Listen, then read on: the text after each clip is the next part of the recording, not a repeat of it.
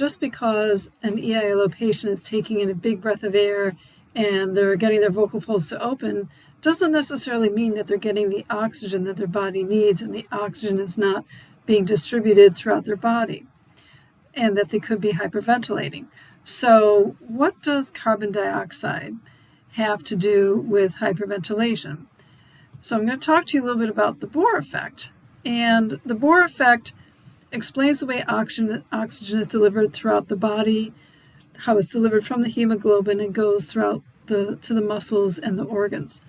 So first of all, it's not like oxygen is the good gas and carbon dioxide is the bad gas.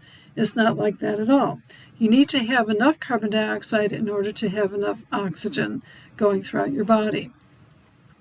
When an athlete hyperventilates or overbreathes, what happens is the CO2 drops and the vocal fold adductor muscles become more activated, and that narrows the glottis, and then patients feel like they're breathing through a straw, like they can't get enough air in.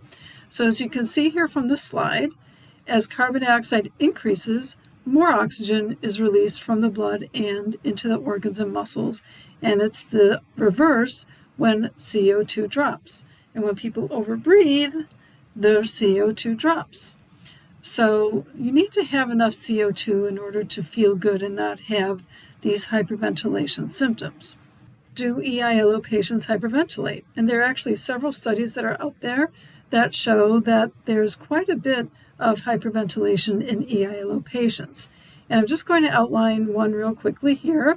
This study by Parker and Berg looked at 54 patients and found that 76% had symptoms of hyperventilation. And you can see the symptoms there listed on the slide. And they found out that almost 50% had a low CO2, had low carbon dioxide. The bottom of normal is 35, so the normal range is 35 to 45, and 50% had lower than 30. And of those patients, 92% had symptoms of hyperventilation. Now, 33% had like intermediate levels of CO2, and of that group, 60% had symptoms of hyperventilation. Now, you may think, well, I can just tell if my patient's hyperventilating or not. The answer is no, you can't, not unless you actually measure it with a capnometer, because otherwise you really can't tell. I can't tell you how many patients I've had sitting in my chair here, completely at rest, not even doing exercising, and at rest, they're hyperventilating. You would never think it. They look as cool as a cucumber, and they are hyperventilating. It's really pretty shocking.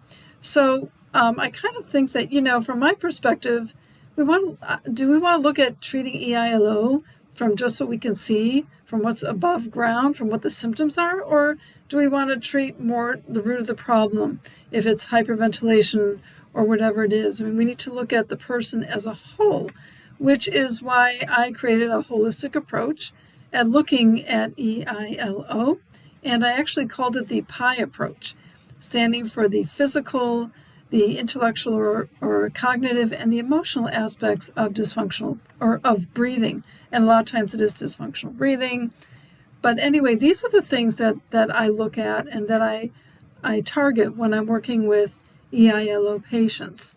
And you can see the things listed on the slide there. Some of the other key benefits of the P.I.E approach are to use mostly nasal breathing, not 100%, but mostly nasal breathing, slower, smaller, calmer breathing, at rest and all levels of exertion, so the patient really never needs to be rescued. There's no rescue techniques needed. And I find that this has been very, very helpful. I have some compelling evidence in a retrospective study that I did that was just published in December of 2025. And so if you're a speech-language pathologist and you want to learn more about the P.I.E approach in treating EILO patients, just check out my other videos on this channel, and I'll also put a link in the description for you to learn more about my holistic approach to treating EILO patients.